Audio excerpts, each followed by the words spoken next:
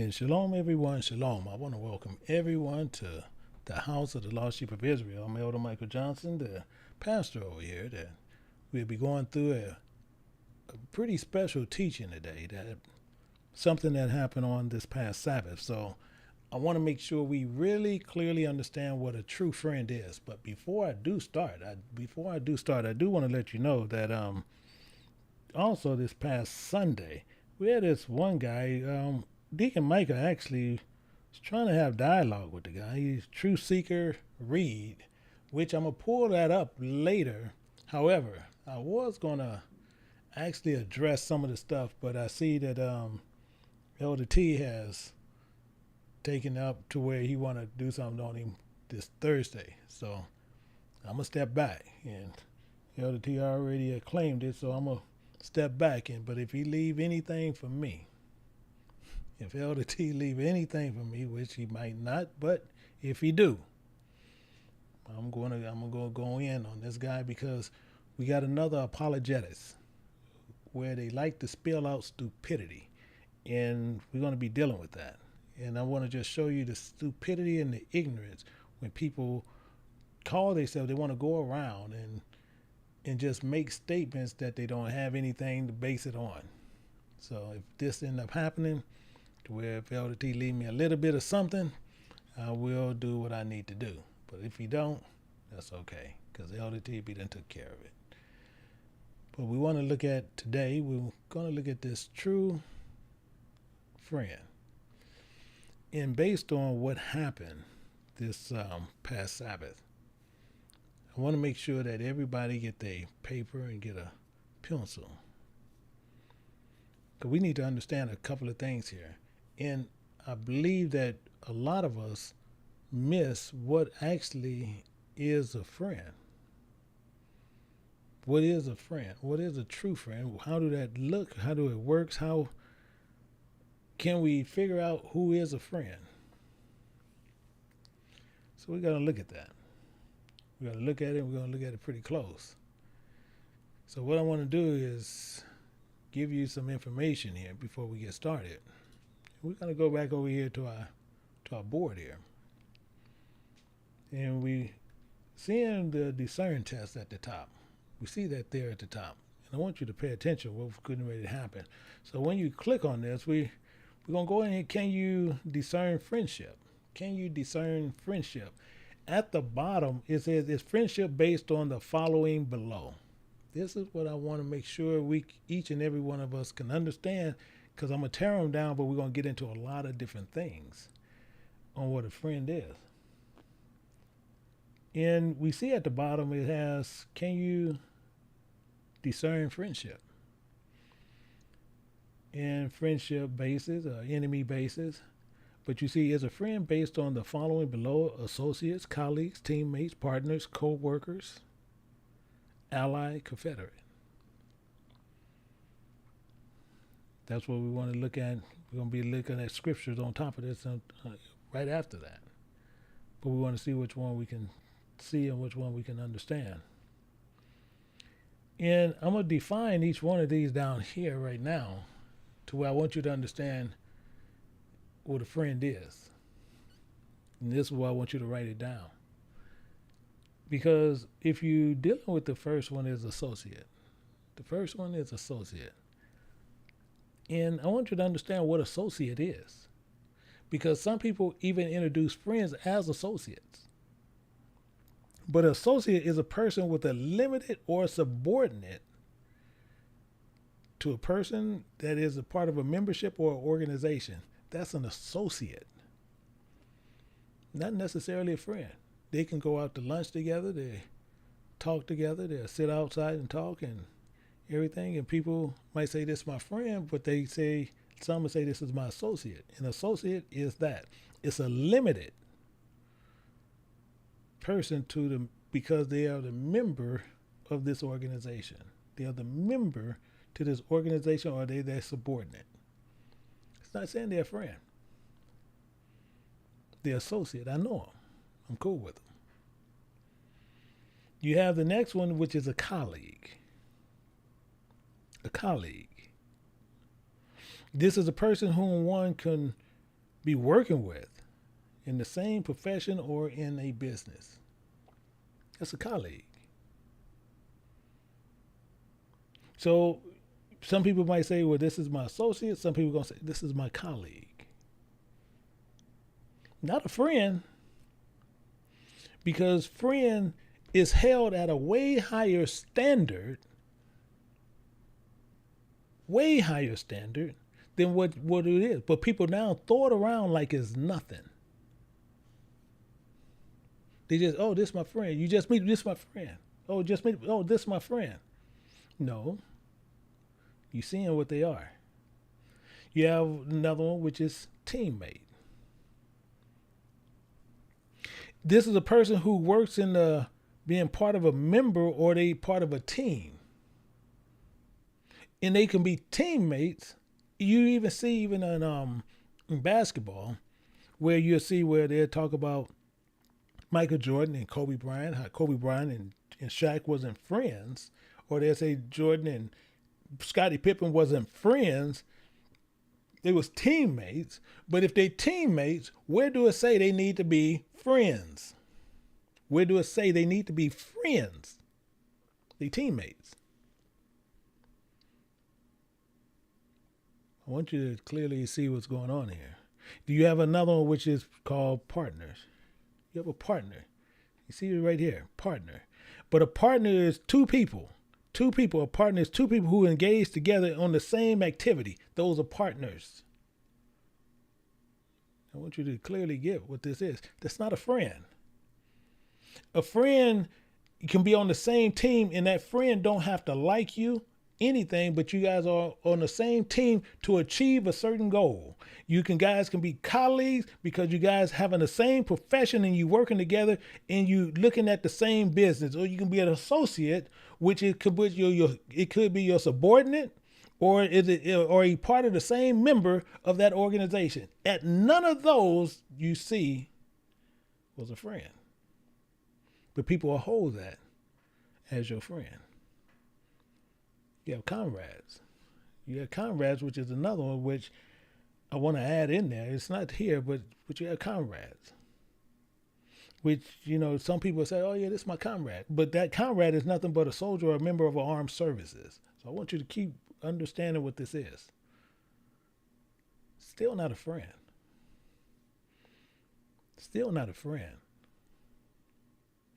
You have ally. Ally, you come up with an ally, and it's a unit where you see one who formed with another in connection, and what you see, because they're going to be united on whatever it is with the connection, and that's the relation between them two, or between those 6, or between those 15, or between those 100. Then they become an ally. It's the same as you'll see in people where they'll say, another country will say, yeah, this country is my ally. They are in relations between them. That's the connection. So they'll be an ally. You have the last one up there, which is a confederate. The confederate is where some people is joined together in an agreement based on that treaty. A confederate is someone that is joined by another with an agreement based on a treaty between them. None of those are saying they're friends. Not one. Not an associate, not a colleague, not a team member, not a partner, not a co-worker, not an ally, not a confederate, not a comrade. None of those are friends. This is why we're so screwed up today in America and other parts of the world. Because of this. Because we had used those same identical things as friends. And they, at no point, none of them saying we was a friend. Not one. None of them even define one as a companion or a friend. Not one. But we do it. Why? We shouldn't. So I want to share a little small story with you. Real small story before we get started. Real good. And I want to question a lifestyle. I want to question a lifestyle and question your lifestyle. I want you to have this within yourself. You're going to answer within yourself, and you do this within yourself. Each and every one of us.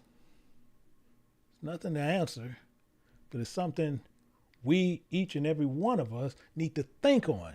Because we keep playing these games in this ignorance on what we do on all our behalves. It's craziness. So I have a question. And if you don't want to answer the question within yourself, please, this channel goes up and down. Find one. Stop coming over here to play games. If you're trying to get to the kingdom of God, then take it serious. Stop playing the game.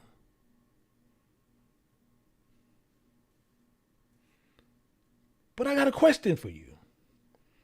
I'm going to ask you a question, and I want you to truly chew on this as we start the lesson. Will it get boring? Would it get boring if you ate the same identical thing every day? If you ate the same identical thing every day, and you will have the exact same kind of sandwich day in, day out for the rest of your life. I want you to think about that. We got another part. What if the same goes for your friend? Your friend and your friend never change, and they always behave in the same manner day in, day out. I want you to think about that. Because what you want to remember is this. You're going to have some people enjoy a variety in their life. And once they have enjoyed that variety and they want to consume this same thing with foods, they want to consume a variety of different foods rather than the same identical sandwich on a daily basis. So the same thing is with the friend. They want a variety. So the same thing goes for the friend. If you can feel like hanging out with a friend instead, you can do different things. You have a sandwich, you have a friend. You have a sandwich, you have a friend. Now, what you want to do is now, as you thinking within yourself, I want you to remember this. First, the sandwich that you ate every day will nourish just the body according to the flesh. That's all it's going to do. Nothing more, nothing less. The second one is the friend. It will nourish the spirit. Nothing more, nothing less. God is not pleased, nothing according to the flesh, nothing according to the blood of the flesh. So the very souls that you look at, you have to understand what's going on. So you have to remember something. For 40 years, those same people that the Most High took out of Egypt, they ate the same identical thing for 40 years. He rained manna day in, day out. For 40 years, the same thing throughout the day. The same identical thing throughout the day. So what do that mean for us? What do that mean for us? I'm going to show you. Let me set this up for you. Because I'm going to show it to you. And I want you to take the time to think about this as we go through it. Take the time, and I want you to think about all of it as we go through. Don't change. See what it is. See, because when you look at Exodus, and we're going to start right there in Exodus chapter 16, and we want to look at verse 4. Then said the Spirit of God unto Moses, remember, I will rain bread from heaven for you. He's going to rain bread from heaven for us. The people shall go out and gather a certain rate every day, that I may prove them. I may prove them whether they will walk in my law or no.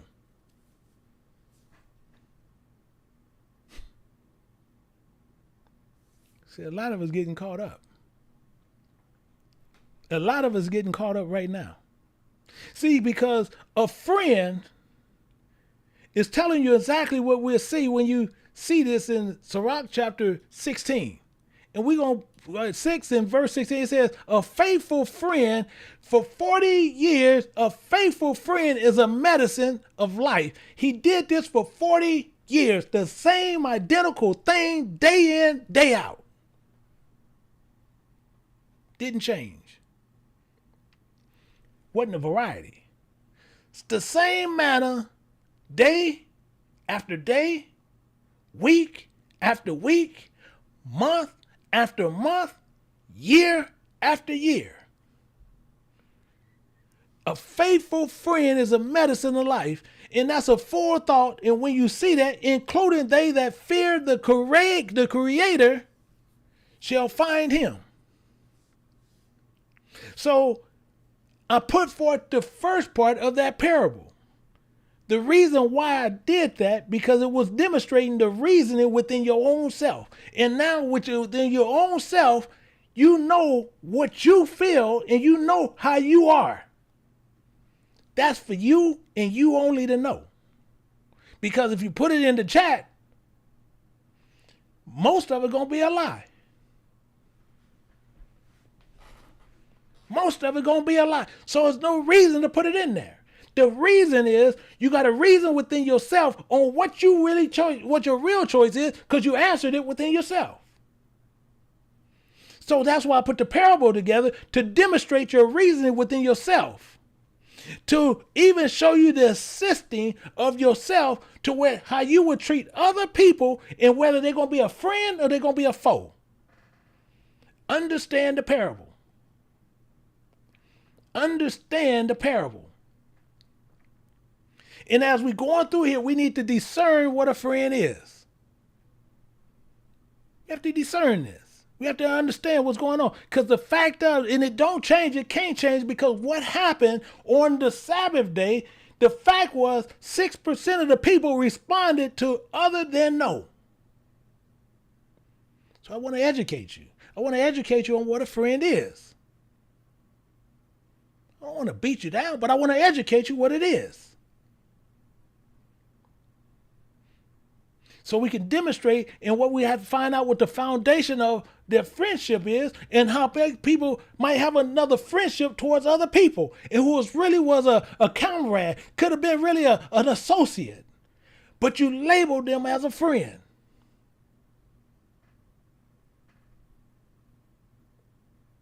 This is where our problem is. So rather their friendships is established based on conditions, which the ones I just showed you. I just showed them to you. But you use those as the label as a friend. And you shouldn't have. If one is your friend and then you sit there and you done chose one of those other ones other than what it is, that person can be forward. A forward person. And forward meaning they can be crooked or disobedient. Forward. They have the potential to where they can sow strife in your life and allow you to where they can do different things to you. They can sow slander on other friends to you. And in the hopes in exciting you to have animosity towards your real friend. Even separate you from your closest friend. These things happen. We let these things go down. When they was an associate, you labeled them as a friend, and then the next thing you know, they start sowing all this strife on your actual friend. And then you also start getting all kind of animosity build up about your friend. About your friend. These are the problems in life. In fact, you'll see this, and we'll see in Proverbs chapter 16 and verse 28. He's so clear here. The Most High is so clear here. It says, a forward man soweth strife. A crooked, disobedient, backsliding man soweth. And when he talking about sowing, he talking about he going to be ministered. He's going to sit there. He's going to be a servant to it, and he's going to plant this within you. He's going to plant it there. And he's going to sow strife. And once he sowed the strife, that's the quarreling, the disputes, the controversies between your actual friend. But he was an associate, and you don't let him just get you. He gonna plant these things. He was a forward. And now he was all about the flesh, and now he done sowed these things in you. And then he can minister it, meaning he can water it. He gonna water it, keep watering it, keep watering, and then it's gonna grow. It's gonna grow and it's gonna get bigger. The bigger it get, the more animosity you have towards your actual friend. Then the disputes happen.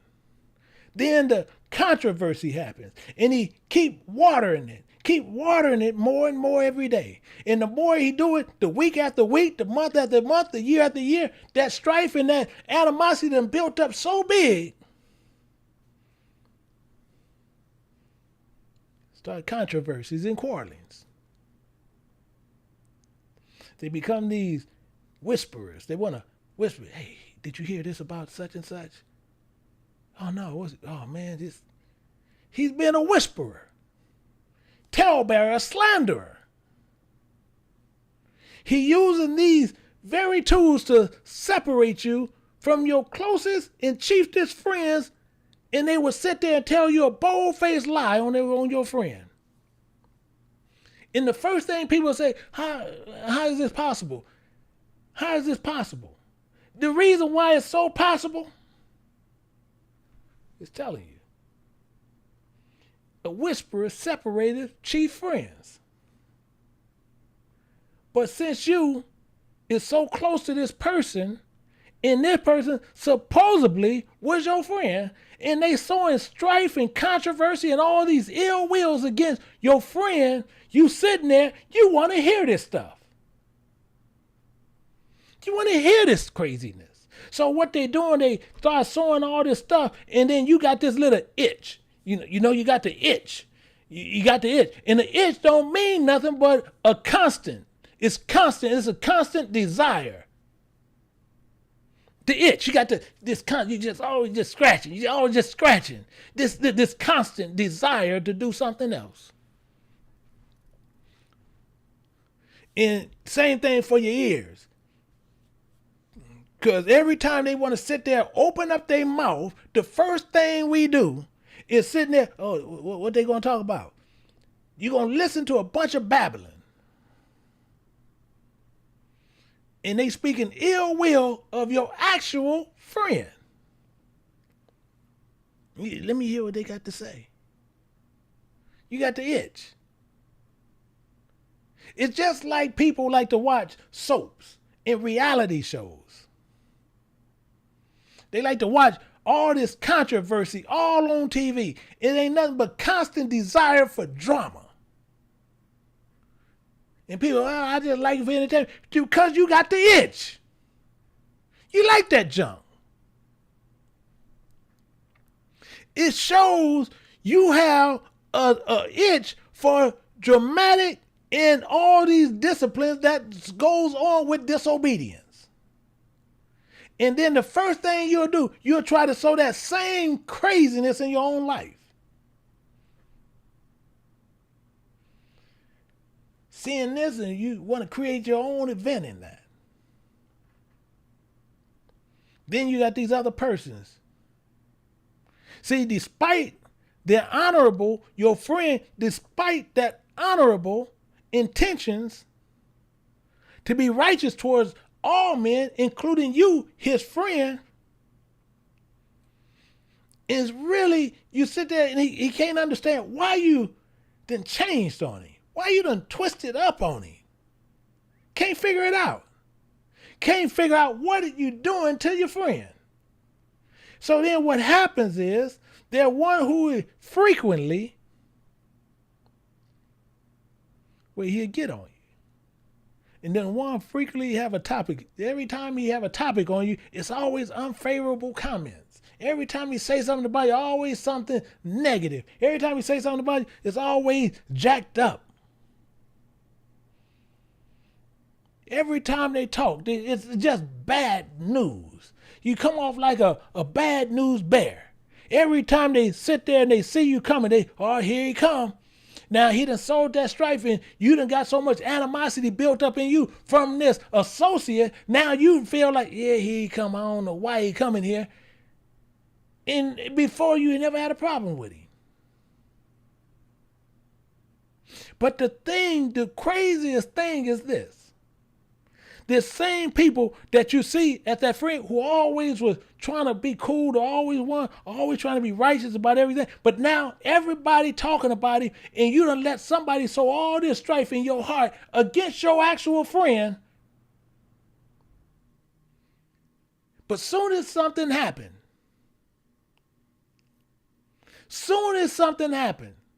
the first thing, not just you, but everyone, they run to him. They run to that one guy. They run to go talk to that person. That's all of a sudden that become the person. That become the man. That become the woman. That become that person. The reason why? Because they're going to give you sound advice. They're going to give you a good understanding. They're not going to sit there and be impartial about what you're doing. These are the things that goes on. In fact, it's even better when you look at this in a closer way. In Sirach, I'm going to show you something right here buried in Sirach chapter 26, verse 18. Comparing the golden pillars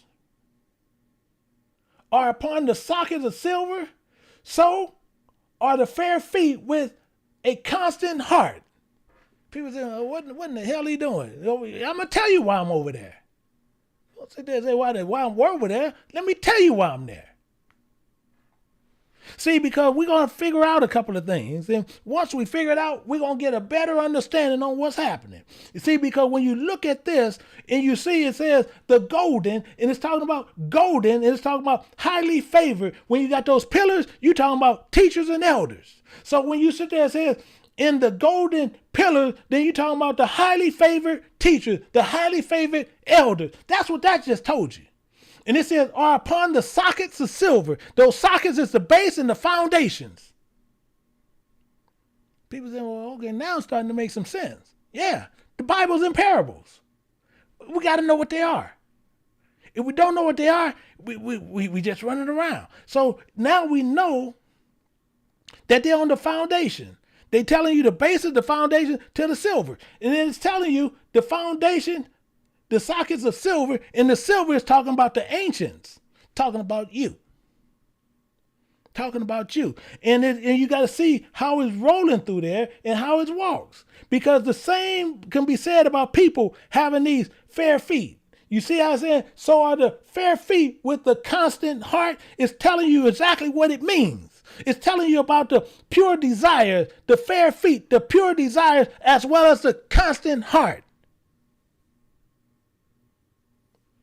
But what is it saying? Just told it to you. The constant is talking about the steadfast. You stand to what it is. That's what you want. And it's telling you all together when you look at it in Paleo Hebrew, it's telling about a determined and steadfast desire of doing good towards all men. That's what that's telling you right there in that verse. These are the things who unwavering intentions to fulfill their deepest desires. These golden pillars are people mainly seeking God's desires in the same regards that we see right now. But the problem is we got these other people who call themselves your friend. They got these itching ears. They got these itching ears.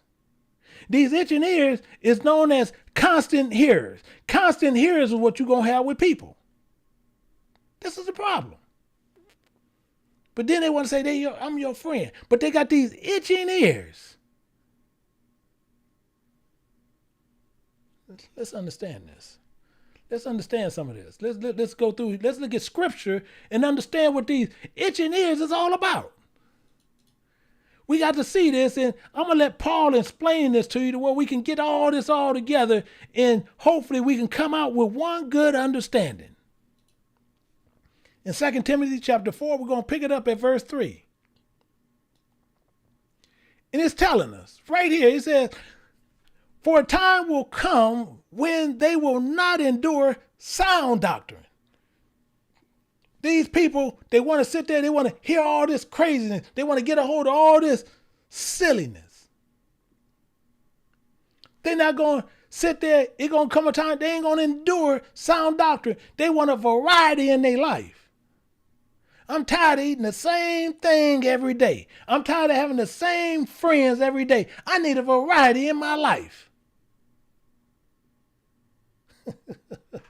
We got problems. So when you got these itching ears, then he can convince these itching ear people, even their closest friends, he can cause them to swerve. And once they get off course, he can turn them to futile, and they'll turn on to any type of little vain janglings that they can tell them. Starting all this strife. Because they got itching ears. And it tells us that right there. It says, but after their own lusts, they should heap themselves teachers having itching ears.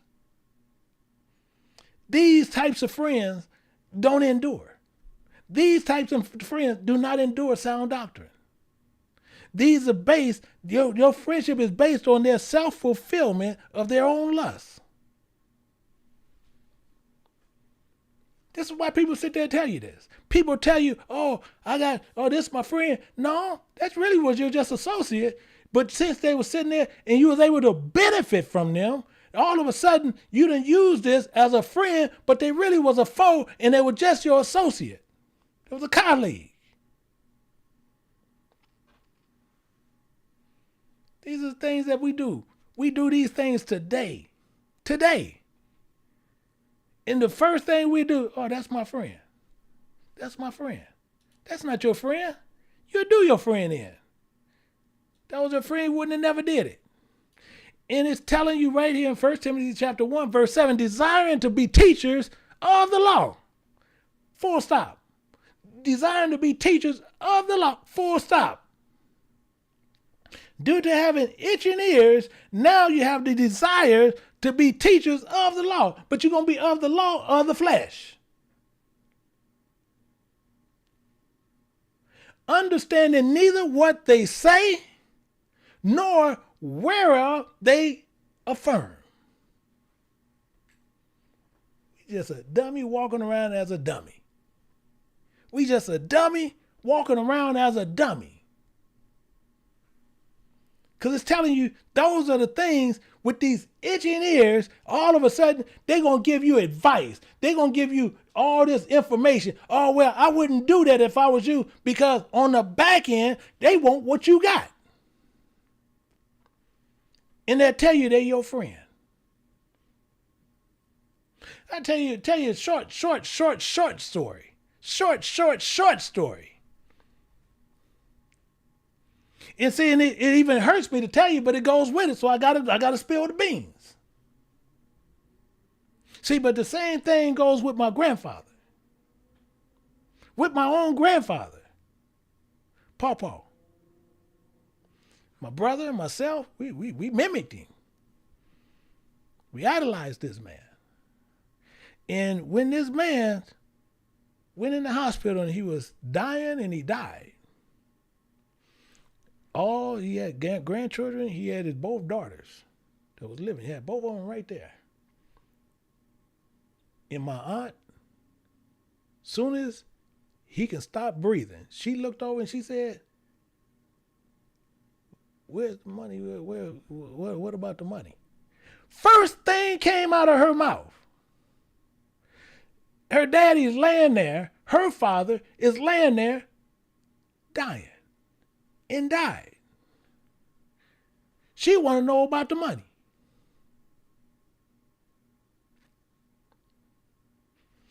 Ain't thinking about him, money.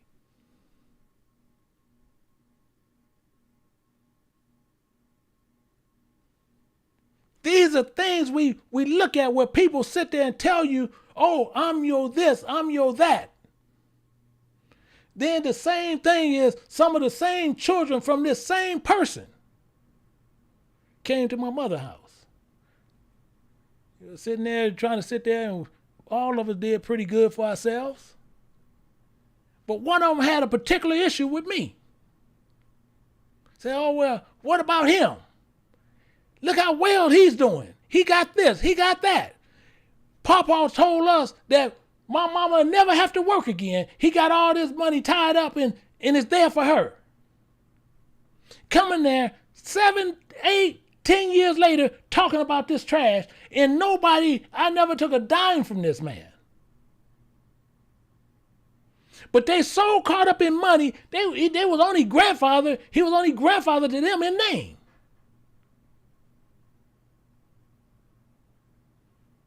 Only in name. And my mother, she didn't want to have nothing to do with putting him in the ground. So she had my sister, who passed on, and myself. And she told us what he had liquid other than what he had in insurance. We put all that liquid in the ground. We made sure all of it went in the ground. And because she was sitting there, we had his two sisters. The two sisters are sitting there. We picking out a casket. They sitting there. The casket that the sisters picked out was about $13,000 or $15,000. The daughter sitting there. Well, that's kind of expensive for that. And going. And me and my sister looking. "Hey, sister, what y'all want to do?" "Hey, I like this one. Hey, we told them, hey, that's the one we want right there." We putting everything in the ground. That was our pawpaw. Ain't thinking about no money, what you can get, and you got a bunch of gamblers. Some people sit there, when I'm not saying they just won't do the friend the same thing they do to your own family member. So we made sure every dime of that went in the ground. Didn't leave nothing. Nothing. We did Brewster's menu. I think we had $210 left over. They went and splurged on a bunch of flowers. We gonna put everything in the ground. Don't have time for this stuff. We don't have time to play these games and look at this and people sitting there wondering about this person. You worried about what he was attached to. People are not going to endure sound doctrine.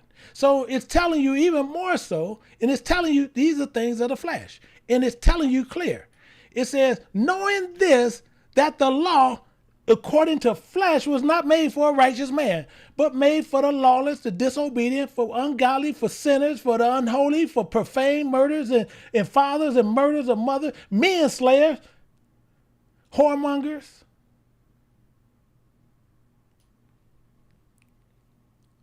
For defile themselves with mankind, for men stealers, for liars, for perjured persons. So I need to define some of that for you to make sure we clear on this. Need to define some of this, make sure we all on the same page. See, because when you got this itch, when you got the itch These things happen. Because it's not made for a righteous man. When you living among the world, you got this lawless and this disobedient out there, and they got this itching ear. They got this itch, this constant desire, and those ears is where they're going to pay heed. They're going to hearken to this forwardness or this ungodliness. They're unholy. They profane. No longer any other way. And then what they want to do, they have to pass judgment upon committing perjury against your friends. They're going to pass perjury against your friends. And perjure don't mean nothing where they're going to swear falsely. That's what they was doing with us. Oh, y'all got Pawpaw's money. Ain't nobody got Pawpaw's money.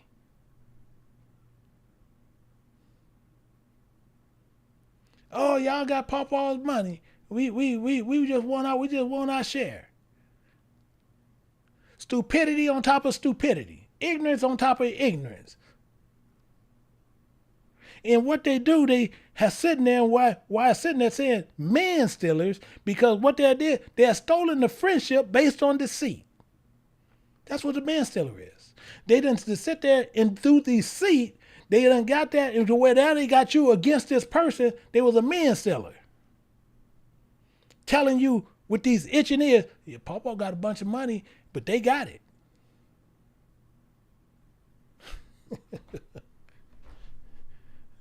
You can't make this stuff up. You can't make it up. It's impossible. But people with itching ears is always contrary one to another. One thing or another thing. And it'll work on all these different levels of silliness.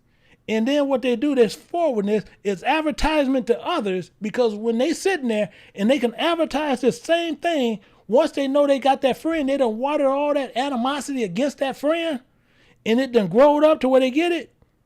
Well, now they can advertise this to other people who ain't their friends. These are the ones who will teach the mix.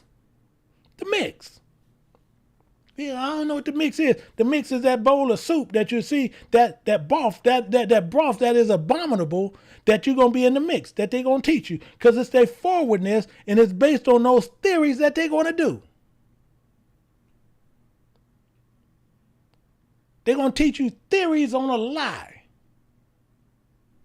But you got tickling ears. So since you got these tickling ears, you're going to sit there, you want to hear it. And then the first thing people say, well, I can discern when they lying and not. You really, your buddy's sitting right there with them tickling ears. You want to hear gossip. You want to hear soap opera stuff. You want to hear reality crap.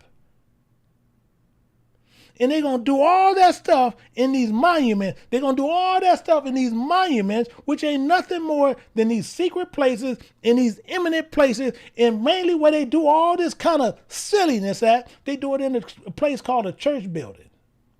That's where they're going to do these things at. These are those monuments that you see.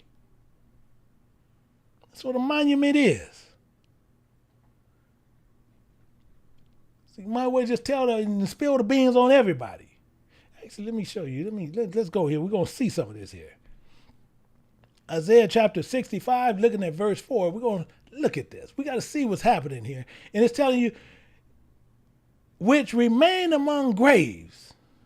They remain among graves. And those graves is talking about burials, wasteland. Most times you're going to see it in the Bible called land waste. That's what that's talking about, those graves. The same thing when you take these people to the grave site and you bury them, you ain't going back there. Guess what? It's land waste. Same thing, see somebody trying to build a house up on a place where all the trash is. That's land waste. The same thing when you take your loved one over there and put them in the ground, that's land waste. They ain't trying to build on that. That's land waste. And they do that right there. And it says, including lodged in monuments, and they then put these monuments on them. These secret places, these eminent places, they done put these things on. Got all these churches, and you got people who can't wait to run in there to get some more doctrine. They can't wait to go in there to get some more love. They can't wait to get in there to help some more. They can't wait to go in there to cook. They can't wait to go in there and praise who God ain't even there. They can't wait to go in there and say Christ is in there. They can't wait to do these things, which is stupid on top of stupid. And then they sit there and they just sold all this ill will, not just against your friend, but they sold it against God. It's craziness. Complete craziness. And it says, which learn swine flesh. You see how he's telling you where make it more clean.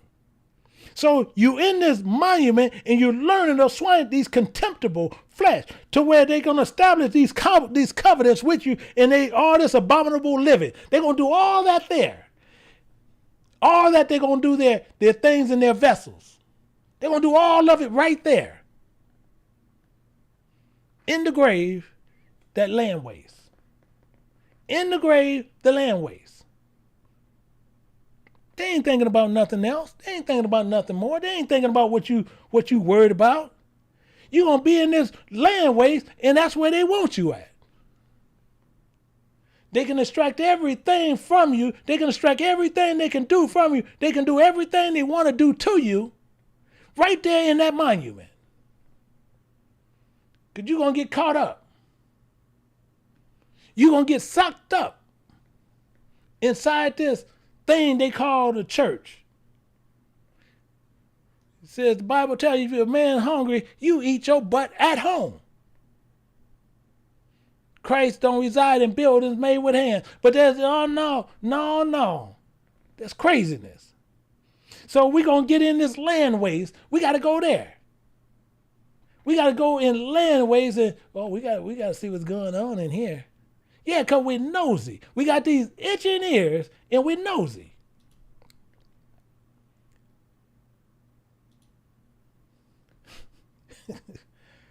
It's crazy. It's pure craziness that I cannot figure out. And the worst part is, it's a bunch of us. It's a bunch of us. Ezekiel chapter 30, we looking at verse 12. Ezekiel chapter 30, and we looking at verse 12. It says, including I will make the rivers dry and sell the land unto the power of the wicked. Think he didn't do this? Think he didn't fulfill this? Oh, I'll show you he fulfilled it. I'll read it out and we'll show you he fulfilled it. He says, including I will make the land waste. Actually, what I was just talking about. I'm going to make the land waste, including all that is therein by the power of the strangers. The Spirit of God has spoken it. I'm going to show you what he done did. I'm going to show you what he's going to do. I'm going to show you what he's talking about. This is what's going on today. This is why it's so important to understand how this stuff works out. So you got to look at it. So the Spirit of God is telling you this river, this Spirit of God say, I'm going to make these rivers, these people dry. I'm going to make them dry. This river, this people dry. And that dry means barren. I'm going to make them waste. I'm going to make them waste. I'm going to make the people waste. Right up front. And then he said, and sell the land. And sell the land. Might as well show it to you. Might as well, we already in it. We might as well look at it. Might as well look at it. Because we already there. We already there, so we might as well just look at it. Because the same thing is, it's how quick we done sold out to God. So why they won't think they won't sell out a person? They done sold out to God. We're going to go over here to 28 in Deuteronomy, picking it up at verse 68. And I'm going to show you what we did. I got to show you what we did. And we want to walk around like our poop don't stink. The craziest thing in the world, first thing we walk around, oh, my name is Ukabaya. I'm Israel. My name is Chala Israel. The stupidest, silliest stuff people can do. Bible tells us right there, it says the Spirit of God will bring thee into bondage again with ships. And we in there by the tons. by the way thereof spake unto thee, thou shalt see it no more again. There ye shall be sold unto your enemies for bondmen and bondwomen, and no man or woman, gonna buy you. Why? You got itching ears.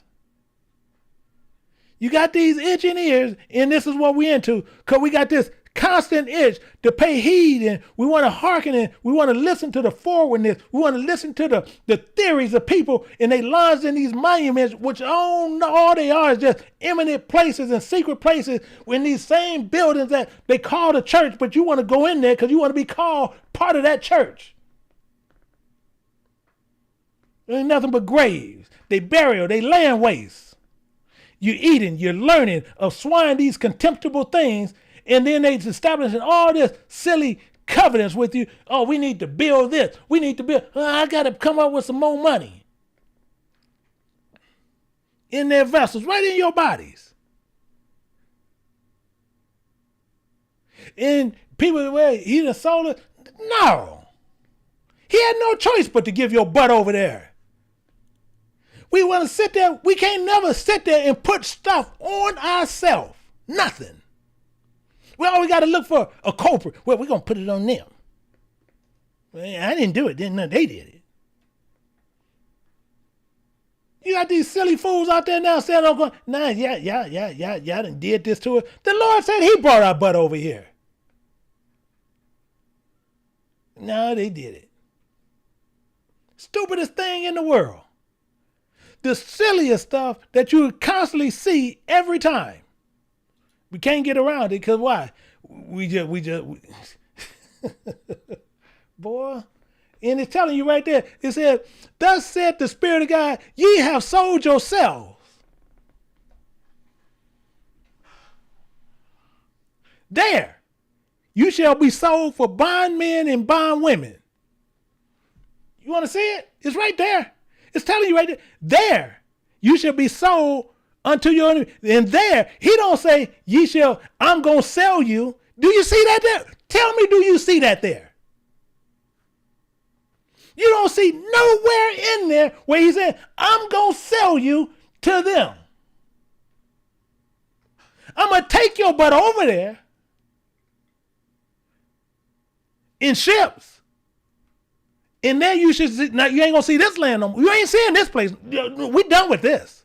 Y'all just too silly. You can't stay in the house. You got to get out. We like to do this same silliness all the time.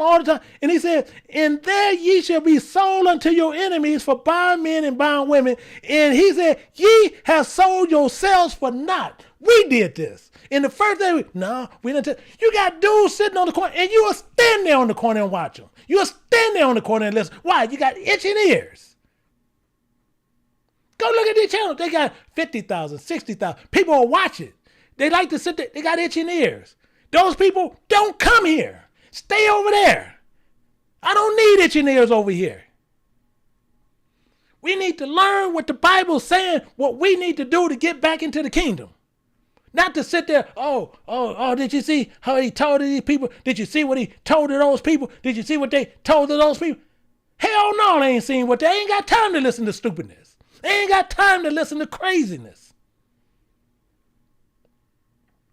We done sold ourselves, and they'll sit there and hold it every time. And they'll go right there to Deuteronomy 28:68 and sit there and say that God sold us. And it's telling you right there plain as that we sold ourselves.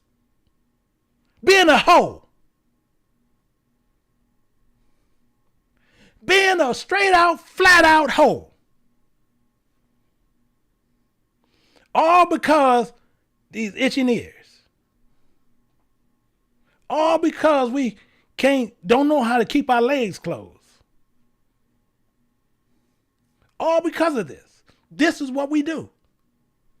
This is what we're destroying people.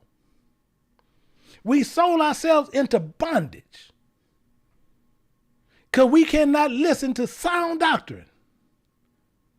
You have people, and then they want to sit there talking about they're a true friend. You sold out God. who been for 40 years, he rained you the same thing every day. I got to have a variety. He say the same thing every day. Oh, no, I got to have a variety in my life. Made him an enemy. That's why he said, okay, you walk contrary to me. Oh, boy, okay, I got something for you. I'm going to walk contrary unto you.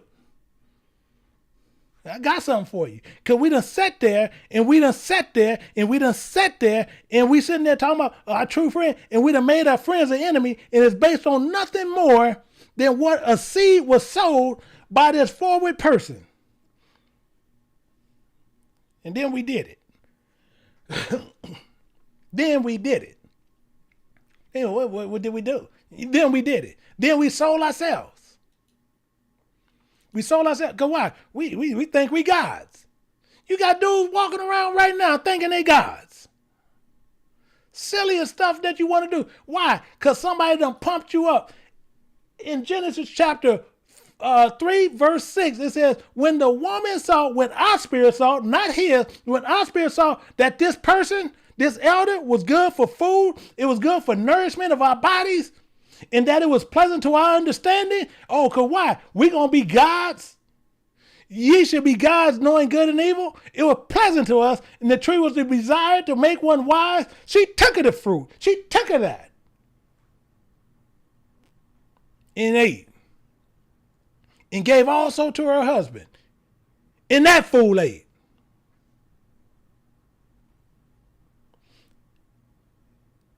Itching ears.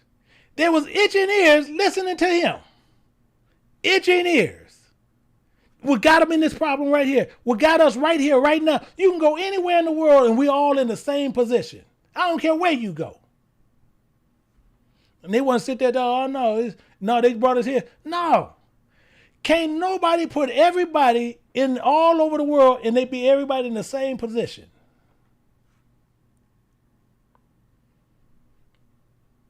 Everybody be in the same position.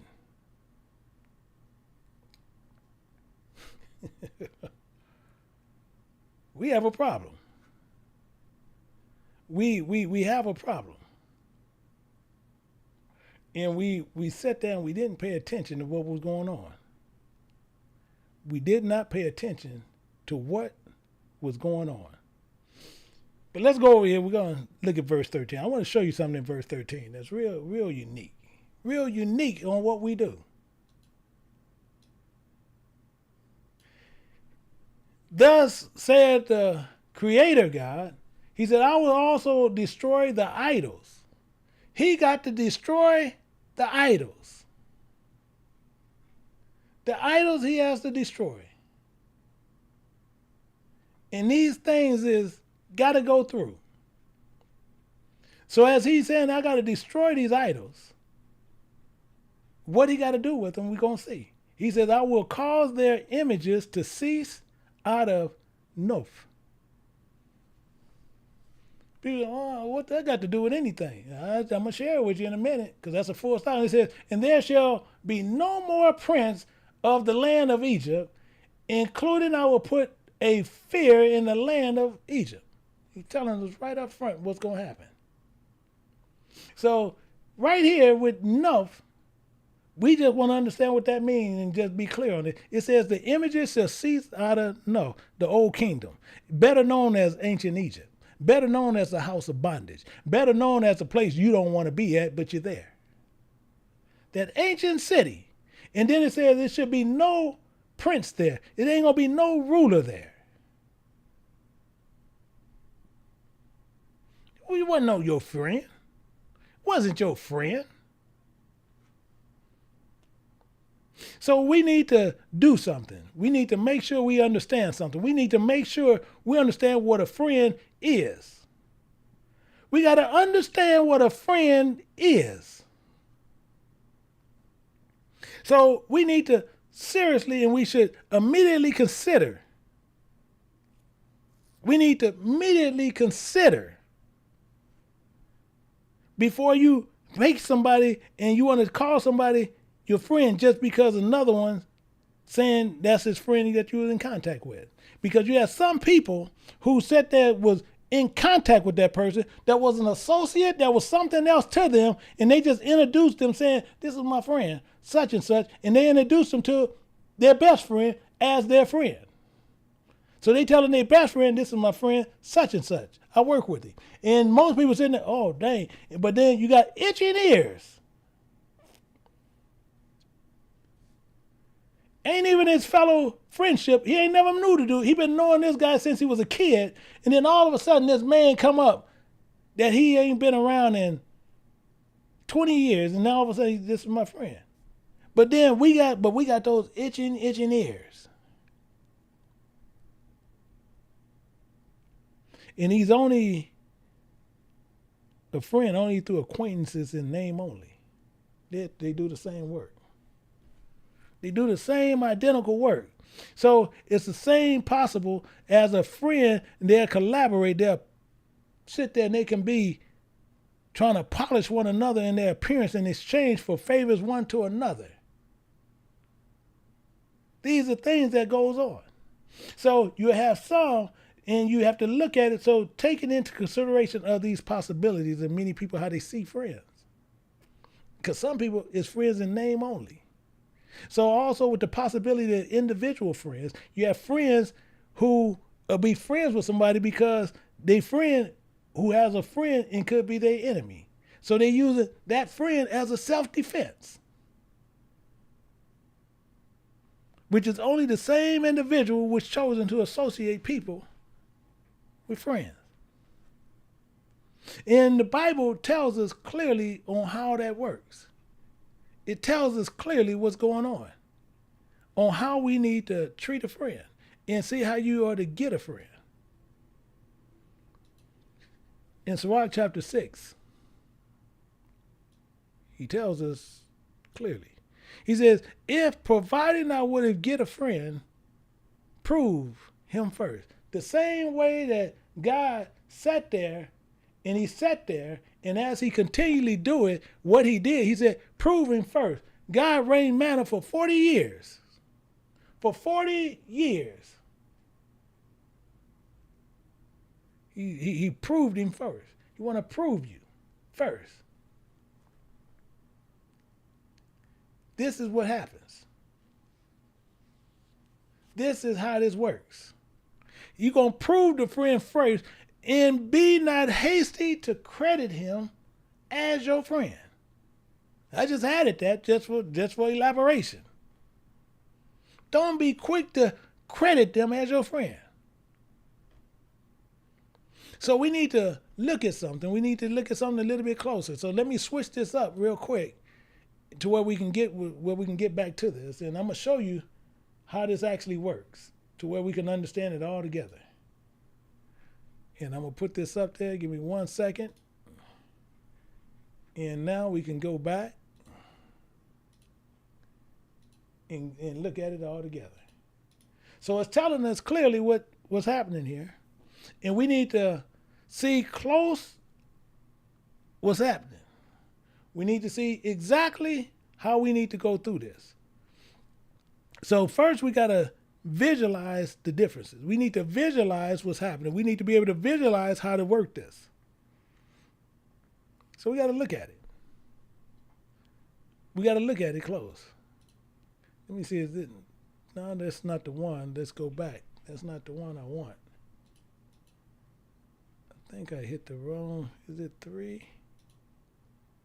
Yeah, we got to visualize the differences. We need to visualize this. And seeing how this works. People who speak highly of themselves. You have a lot of people who are going to speak high about themselves. I'm this, I'm that. I'm this, I'm that. They're going to speak high on themselves, and people want to be their friend because they done spoke high on themselves. But that don't make no sense. So I'm going to invite you to a couple of places. I'm going to invite you to a couple of places, and we're going to look at it. We want to look at that real closely and understand what's happening. I'm going to sit there. If I can sit there, I'll see if I can switch it in 1 second where I don't have to keep going back to that. But the main thing is we want to look at something. Because you have a lot of people who are going to always look to boost and boast and of themselves and sitting there. They do this, they do that. We see this in Psalms chapter 49, and we'll look at verse 6.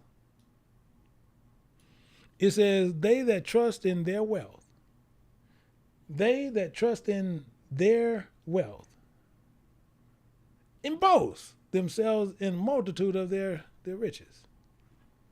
Y'all done heard it. You'll hear people boast on themselves. Oh, I'm this. Oh, I'm that. Oh, me and my friends do this. Oh, my sons do this. Oh, my kids do this. Oh, my husband do this. Oh, my wife do this. Boast on themselves. Every time you turn around, they boasting about something. You got this, they got twice that. You try to enjoy this, they gonna tell you they got something better than that. They can't just enjoy what you sitting there talking about, but came up in the conversation. They immediately have to come in and tell you they got something better than what you got, because they got to boast on themselves. They can't help. They got the can't help it. They got the can't help it, and they got to do that. These are things that we watch and we have to keep in mind. As we go down, we'll look at same thing in Sirach chapter 7. We're going to look at verse 5. We want to look at that to get still some more understanding. It says, justify not thyself before the Creator. Don't sit there. You're going to justify yourself before the Creator. God, remember the guy was praying? Lord, I thank thee that I'm not like other men. What's your problem? But the main thing is, you can't talk about him. Do you know how many of us actually do that? You know how many of us do that? It's craziness. Silliness. We got to get out this. We have to get out this silliness. And boast not of thy wisdom before the king. So don't do that. Don't do it. Oh, I know this. Oh, I know that. Oh, I know this. Oh, I know that. Don't do that. Stop it. But it gets better. Oh, it gets better. Because I want you to make sure that you put all this stuff, write it down. If you do anything else, write it down. In Sirach chapter 10, verse 26, it tells us a little bit more. Tells us a little bit more. It says, be not overwise in your doing thy business. Full stop. We can't get out our own way, including boast not thyself in the time of thy distress. That's something we constantly do. We constantly do this. You got these people, these camps. They stand on street corners. They sitting there, they boasting. Oh, y'all gonna be our slaves in the kingdom. Y'all gonna have to kiss our feet. You gotta do this. You gotta do that. When we get in the kingdom, we're gonna be the rulers of the kingdom. Hell, who told you was going? Who told you was going?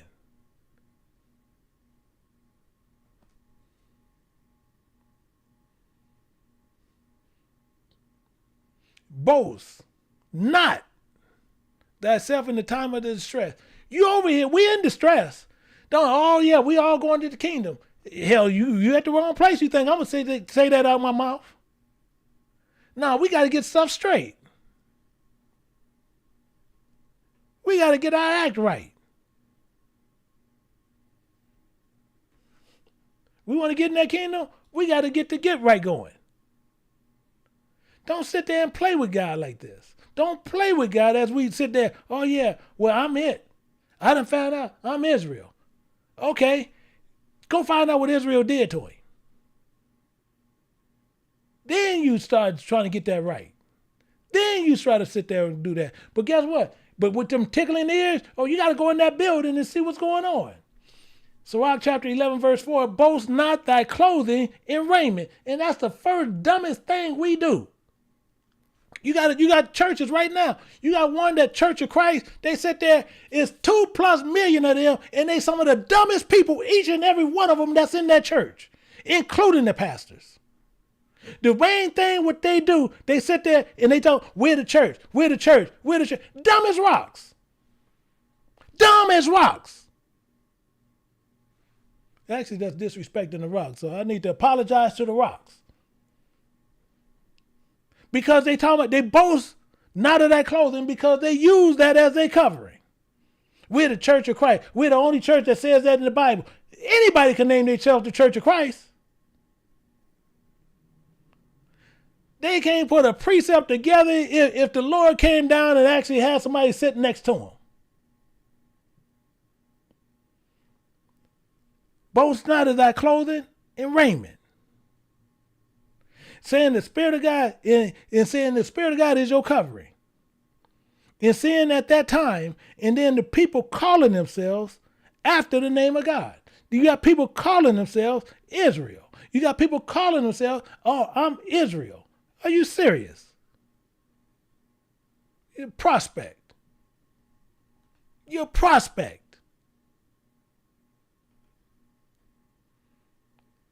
Believing already, oh, I'm in. We had somebody in there one time when we asked the question. They said 100%, I'm operating at 100%. Where you get that number from? Did God come down and tell you that? Did God break his own law and talk to you?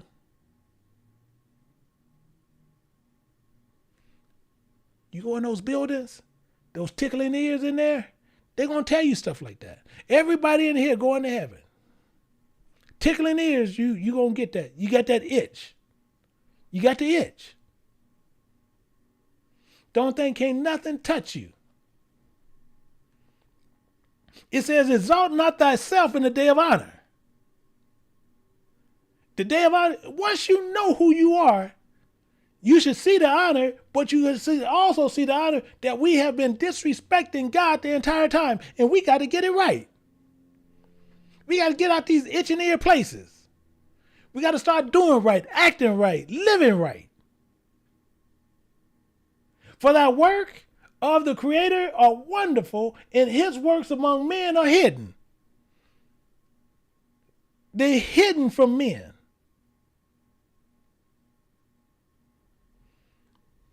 And the first thing we want to do, oh, well, we got to be around a whole bunch. Well, look at, well, no, this camp over here, it's a bunch of them. It's a bunch of them. They big. They actually, won't tell you what, that made me think of something. I want to take you somewhere. I want to take you somewhere because they big. I want to take you somewhere. It actually is 47-4 in Sirach. There we go. I knew it was here. It says, slew he not a giant. Talking about David. David slew the giant, and he was a little bitty boy. Actually, going to tell you, it says, and he was yet but young. He was a little boy. It says, but he not take away the reproach from the people? Yeah, he did, because he took a rock. A rock. He lifted up his power with the stone in the sling and beat down the boasting of Goliath. Goliath thought he was the biggest, baddest thing on the block and got beat by a rock. A rock. And he was calling the kid a dog. He was calling this same kid a dog in a rock beating. So we got to understand what we need to be doing. So don't be sitting there looking at the large amounts of people in these buildings and the large amount of these sitting there, these congregations and being all this way. Don't get caught up in that, because what you want to do is you want to live to the expectation and the desires, not sitting there trying to get the itching ears where people sowing strife against you and they was really your associate. They wasn't your friend. And you want to look at the framework on what God has laid out for you in the book. You want to understand the framework, the manifestations, and the desire and the expectation that he had laid out clearly in the book. Let's look at that. Let's look at some of this and figure out what's going on here. We want to understand a little bit what's happening here. We'll find that in Hebrews chapter 11, and we'll pick it up at verse 1. Let's dig a little bit deeper in this one. It says, now faith is the substance of things hoped for, the evidence of things not seen. So faith is the framework, the manifestation in the hope. It's the desired expectation of our substance. Our substance is our vision and our revelations and our dreams. And this is the very evidence of our hope, the things that we can hope for. Because the main thing on what he always says, and we always need to know and understand what God always talking about, he's going to tell you right here in Romans chapter 8, verse 24. It's clear as day because we run it all the time. All the time we run this. And they're telling you right there. It says, for we are saved by hope. The desire, the expectations on what's going to happen. Hebrews chapter 8, verse 24. We were saved by this, but hope that is seen is not hope. You got fools out there teaching you UFOs. Those are chariots of God. Things that are seen those are temporal things.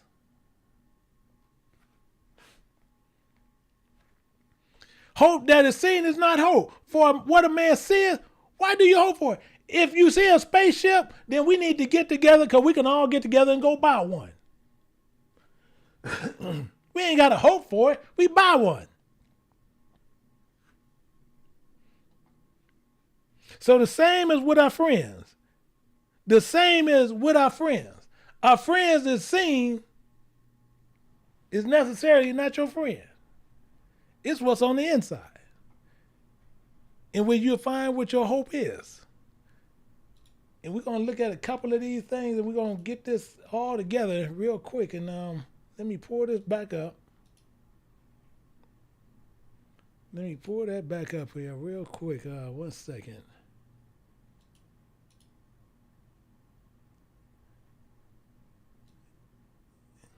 Where did it go? 1 second.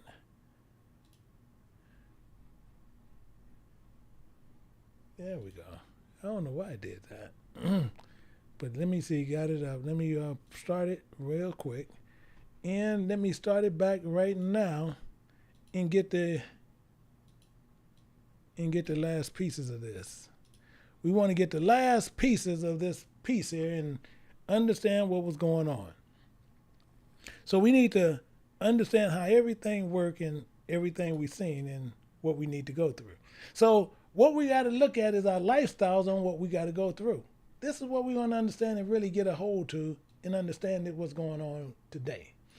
And eating the same identical thing daily, I want you to keep that in mind, what we started this at the beginning. The same thing we was eating daily, so with friends.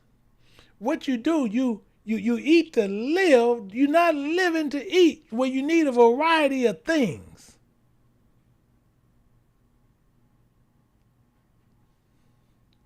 Don't be quick to change your food and you haven't even tried it yet.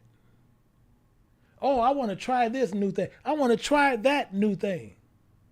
Do you eat to live or live to eat? If you eat to live, then you want a variety of different foods daily and not the same thing. Meaning you don't want the kingdom. You want to try different things. You want to listen to different things. And they tell you, if you eat to live, you are only feeding the body of the flesh to live for the spirit and not flesh. That's what we do. That's what we're supposed to be doing today. Itching ears friends. What about these itching ear friends? Wavering desire, self-fulfillment. Some people I know that's going to hurt some people. They're going, man, I'm my friend like that. Oh, that ain't your friend. You think that's your friend, that ain't your friend. Get in trouble. You can get in trouble. You're going to see how close that friend is to you. It says have a forward behavior. They're so strife on you so quick. If you can get in trouble and need $200, all of a sudden they got issues with you. They want to eat many different things and they want to eat from many different tables. That's what they do. This is what they do. So when you see these things, you want to understand what's going on. You want to understand these friends, and many people look at these friends and they sit there and they done made these friends from associates, they done made friends from colleagues, they done made friends from teammates, they done made friends from partners, they done made friends from co-workers, they done made friends from comrades, they done made friends from allies, they done made friends from confederates. And none of them have the basis of a friend. Not one. Not one. So we done sat there and we done based everything on a friend. We done based everything that we do on friends. So the same thing is what you do. You want to visualize these differences and just keep these things in mind and understand where we're coming from. The same thing, what you see. Most people, what we see, we want. But most things you want ain't good. You sit there, most women there sit there, see this, oh, this man, he this and that, he's that. And he's Satan inside. Saying the same thing, you see the woman the same way, oh man, she look nice. And Satan inside. What you see? Visualize the difference. Know what's on the inside before he's sitting on the outside. God looks on the heart. He don't look on the countenance of a man. So the best way you can do it, all you got to do is look at what they're doing. Look how they move. Same way what they move, what you handle. See, because the same thing that you do, the same, I tell you this is a super short story, the same thing you'll see women, and women used to even tell me that, they say, bro, tell you what, I can't take these kind of men like this. I need me a roughneck. And then they get the roughneck cheating, giving them gonorrhea and syphilis and herpes and everything in between. And then the first thing, I don't know what's wrong. Hell, you knew what he was when you married him. You knew what he was when you started going with him. But you said, I need me a roughneck. Boo-boo. It's your own dang fault that you got in that trouble. It's your own dang fault that you went and did this. It's your own dang fault that you got caught up like that. And then all of a sudden, can God pray? Why in the hell he gonna pray? He gonna laugh at your calamity. People do this stuff in this silliness. So we want the expectation, the desires on what we're looking for. These are things that is unseen. But you can look at the work at them. You can look at the work and what they're doing. They're not getting tied up with this craziness. They're not getting tied up with that crazy stuff. Getting the desires and the expectations on what we need to be doing. These are what we should be. So how do this all work out and how do it plays out for us? I think we did this. And the same thing, we look at this. So what is your plan? What is your plan? What is your plan? What is your strategy? See, the first thing, you need to get the wisdom of God. You don't need the wisdom of Michael. You need the wisdom of God. Everything that you seen that I did, I ran out the Bible. People say, oh, well, no, this guy, no, hell no. All this wisdom I got from the Bible. I'm just regurgitating it to you. Then you get with a good precept Bible teacher. But I guarantee you got a whole lot of people who are going to be just as foolish every time and going to find somebody who looks good, who talks well, who sit there and they got a whole bunch of people there. Them the ones you're going to go after besides getting somebody who actually know how to properly take you through the Bible. Your third step, if you want to go with the plan, you have to sit there, you have to be willing to change. You have to be willing to change. And that's a problem again. So as soon as we get to step 2 and 3, we're going to have problems with a lot of people. In step 4, you have to study and not just listen. But do you know how many people just listen? Just listen. Oh, this is my uplift. Really? That's your uplift? You can go over there and listen to Creflo. So this is the connection with your teachers. The same thing you see right here is you can go through, you can email us. You can go to KJBU. We on Facebook. We on these different places. But the thing is, if you're not willing to study, you're not willing to put in the work, you're not willing to do these things, I'm going to tell you right now, don't ever think we're going to change our conversation for you. Our sites don't have no donation buttons. Our sites don't have all these crazy things like that. We sit here and we are workers of God. We are servants of God. Each and every one of us that's over here, all the teachers over here, we are servants of God, and that's what we do. And we don't take no gifts because we don't let no gifts sit there and clog our understanding to keep you from learning the truth. But with that friend, many people got these friends who is really nothing more than an associate. And then when that same person now you consider a friend, you done let that same person now talk about your actual friend and continually just water it to where now you done got into it and you done growed all this animosity. All this animosity. And the same thing, we got some of these sisters out there where you see the men, they'll go up to they'll work at this job, and this man, he'll sit there, and all he want to do is get in your little dang panties, and you sitting there, and if I was your man, I'd do this. If I was your man, I'd do that. And you say, I'm gonna give it. Next thing you know, he get what he want. All of a sudden, he don't know you no more. Now you walking around with an issue. You walking around with all these problems, but then you want to take your little dirty behind back to your husband. And you wasn't nothing but being a whore. Same thing with a man. Don't change. Don't change. So hopefully with this teaching here, when people sitting there saying they got a friend, you watch before you credit somebody as a friend, because if they just working with you, they just a colleague. But you go, oh, this is my friend. They was a colleague. You should have introduced them as a colleague to where it won't be no misunderstandings nowhere between anybody. They should have been introduced as that. They should have been introduced as that alone. But you want, no, I got to introduce this as my friend. What you feel the difference on telling people that's your colleague? What you worried about? Why are you worried about that? Don't you ever be worried about what somebody going to sit there and tell you something differently. So the same thing as I'm saying right here, if you sit there and you sitting there and you with this person, and you sitting there and you talking to someone, and then as you talking, then your actual friend walked up, who is a friend, and he will prove himself, or she proved herself as a friend, and you introduce this associate, a person who can be subordinate or a member of the same organization that you belong to, and you introduce them as your friend, that makes you a fool. There ain't no other way to put it. Makes you a fool.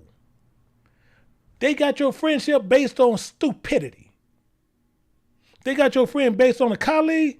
They got you just because y'all running the same profession of business. They got you on ignorance. People want to sit there and talk crazy about Michael Jordan. They want to talk crazy about Kobe Bryant because it's certain people on their team. They sitting there saying they wasn't friends with. They just teammates. They ain't gotta like him. He's free teammates.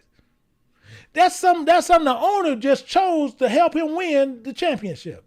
Don't have nothing. Hey, Kobe, you like him? You gonna be his friend?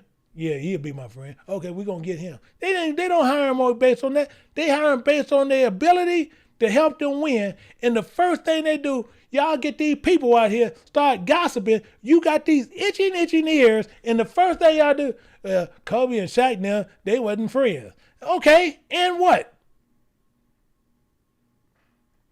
They got mad. Jerry Buss sat right there and said, the only one that is untradeable is Kobe.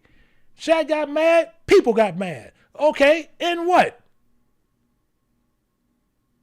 And Shaq left. Bye. Don't let the door hit you on the way out. I was saying that all the way through. Don't matter. He's just a teammate. Ain't no friend. Co-workers, comrades, and these confederates. Get off these games. Because when you sit there and you get a friend, make sure he's tried. But y'all sitting there to make these associates, make colleagues, make teammates, make partners, make co-workers, make comrades, make allies, make confederates your friends. And you let them be your friend, and they were really your foe. So I just want to make sure that hopefully with this here, we pretty clear here. I want to make sure here we pretty clear here. And before I go out, I just want to make sure, do everybody understand now clearly what is a friend and what is something else? And I'm just hoping they're going to do it. I know most people are going to say, yeah, but I know if I do a study and I already know what's going to come out, it ain't going to come out right. So I'm just hoping that everybody understands where I'm coming from. Because this is the problem we have today. This is the issue we need to make sure we go through. We need to make sure that we clearly understand what is a friend, what is a foe. Was a friend, was a colleague. Was a friend, was an associate. Was a friend, was a co-worker. We need to understand what these things are. And if you sit there, when you introduce yourself to someone and you come up on your actual friend, you can say, hey, how you doing? John, this my associate, such and such. This my teammate, such and such. This my partner, such and such. This my coworker, such and such. This my colleague, such and such. That person, your friend, this person, your dang colleague. So when they sit there, ain't no issues. What the colleague gonna say? Oh, I thought we were friends. Dude, you're a colleague. We work together. What's the issue? Oh, I thought I was your friend. Dude, have you been through the mud with me? Do you know? You see right here, this is my friend. We've been through the mud together. We went through hell together. We done did all these things together. That's my friend right there. So now if that colleague try to sow some strife to your friend, they already know they got a problem because you introducing them as your friend. This my friend. This my colleague. This my teammate. That's my colleague. That's my associate. This my friend. Now they understand the difference. Oh, they clearly understand the difference. So hopefully through this, each and every one of us got some understanding. Through this, hopefully each and every one of us clearly understand what it is. So when people start sitting there talking about this is this is that, people still understand. People still try to understand. A lot of times they sit there. You don't hear shalom brothers, shalom sister. You don't hear that come out of my mouth. The reason I can't put that in my mouth. We got a lot of people here who will sit there waiting to see doomsday on something. They ain't got time to play these kind of games. I don't play these games with nobody. So you keep that in mind. Keep that as we continually move forward. We keep that in your heart. Keep that in your mind and understand who's who. So with that, I appreciate each and every person that came here. But hopefully with this, you understand what a true friend is. What a true friend is.